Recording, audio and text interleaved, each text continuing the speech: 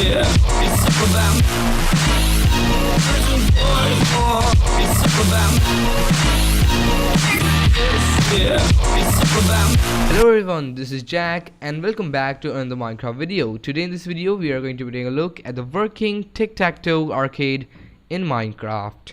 So the basic principle behind tic-tac-toe, if you don't know, is you just have to make a line so it touches from a game in which two players take turns putting circles and crosses on a 3x3 grid and try to get 3 of the same symbols in a line.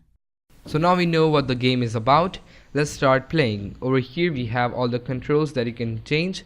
We have automatically switching of turns, automatic resetting of the game when it's all filled out.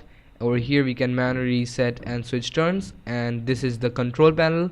So what we can do is just press this button and the thing that is displayed over here is going to be going over there.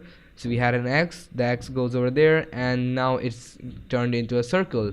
So now the player 2 can go and do his or her turn, and we go over there and it's going to be turned back into the player 1's go.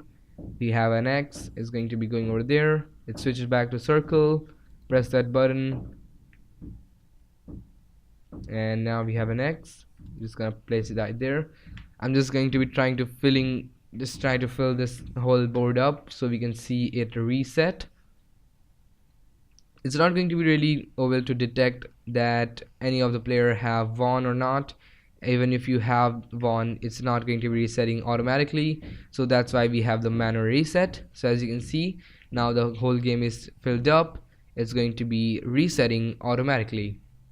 Now right now we don't really have an AI to support this game, so you cannot just play against the game. You have to have any kind of friend, but it still works and it still is very good. Now the best thing about this design is that it actually shows actual X's and actual zeros rather than just plus and just this center one going off, which is really not really a X or a circle either of those. Another thing about this design which is good is we have these 9 segments which are independent of one another, so you can also have 4, 5 or any number you want and it's going to be working fine. So this is one of the segments over here, and we have the display at the front over there, or over here we have 2 RS null latches that will be able to differentiate between an X and a 0. Over here we have the input, over here we can reset the thing, and the way this works is we have this line which is for the X, this is for the 0. Whenever you press the button it's going to be going through, and this block is then going to be transferred to here, so the next player is going to be able to do the opposite of this one. So whenever you go 0, this block is going to be going over here, now is going to be going X when you press the button. Now the signal is going to be feeding into this complex wiring, which I am really proud of actually, and it really doesn't affect any of the side or the top or the bottom ones. Is going to be not affecting anything, so you can have them like really close together, just like we have over here. Sadly though, those segments are not going to be doing all the work themselves. To make this work we have to do a lot of redstone, just like this over here. So this is the redstone behind the tic-tac-toe arcade, or whatever you want to call it. It's not really an arcade. Over here this is how we are dividing all the buttons into different lines which go through these. So this is going to be taking the count of how many moves you have made and when to reset the game, this over here. And over here we have the RS null latch array that will do the X's and the zeros, which will go like this. We have lines going through over here up and down, so they don't really do anything to each other, and they go like this, and we have to connect all of these up. So all of that data comes from there, goes into here where we have all of these segments over here, and we get all the X's and zeros. So over here we also have to switch the turns.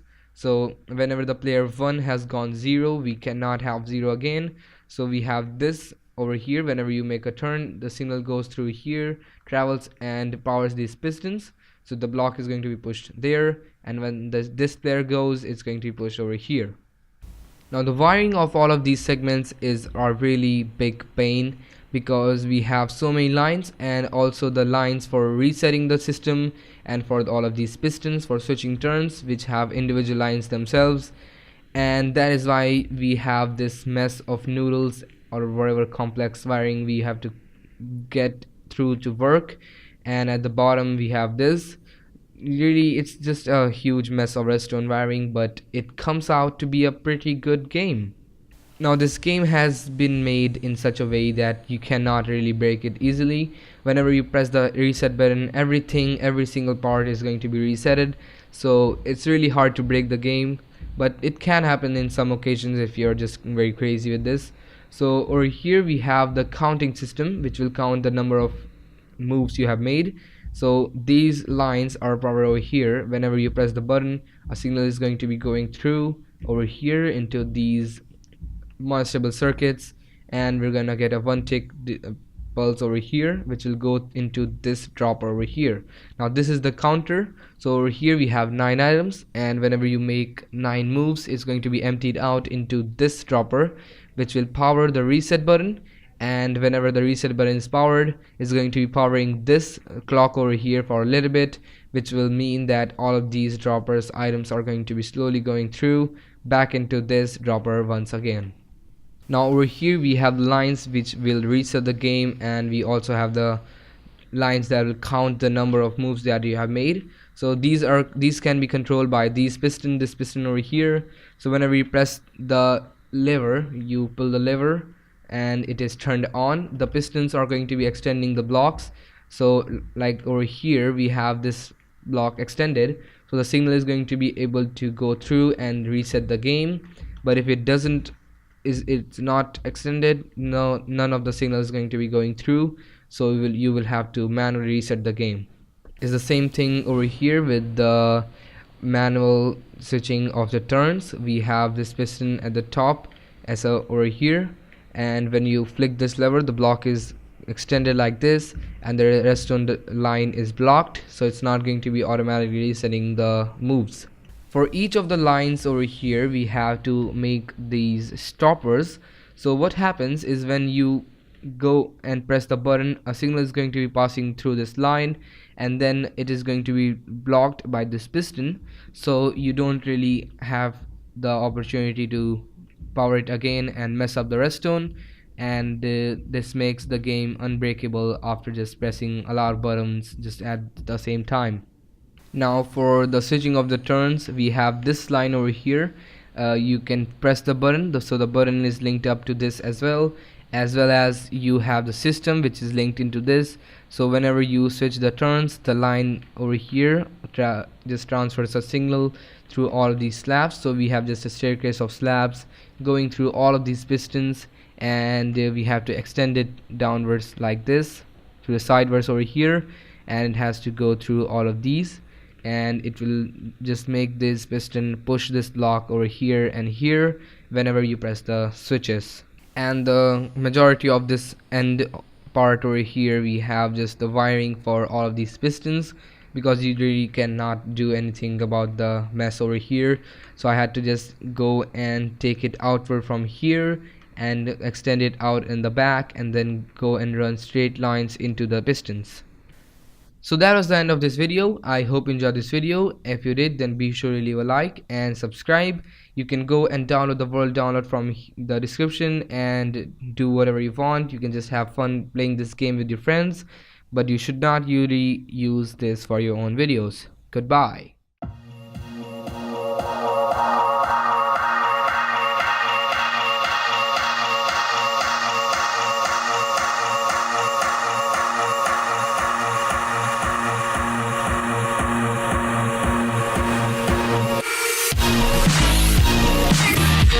Yeah, it's up for them. It's up for them. Yeah, it's up for them.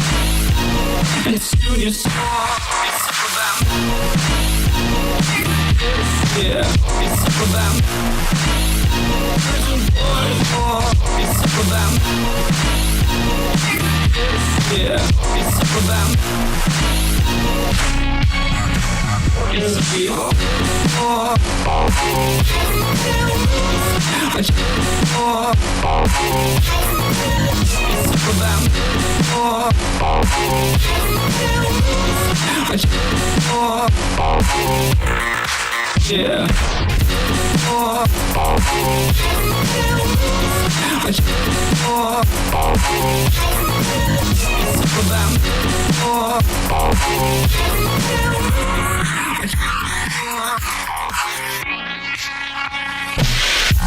You done? You done? You done?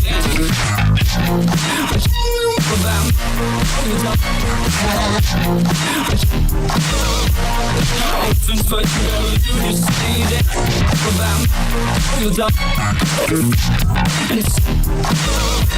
You done?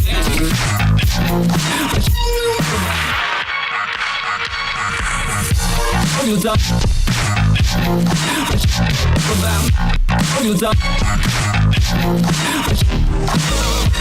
You done? You done? Since but you see that you done? You done? You done?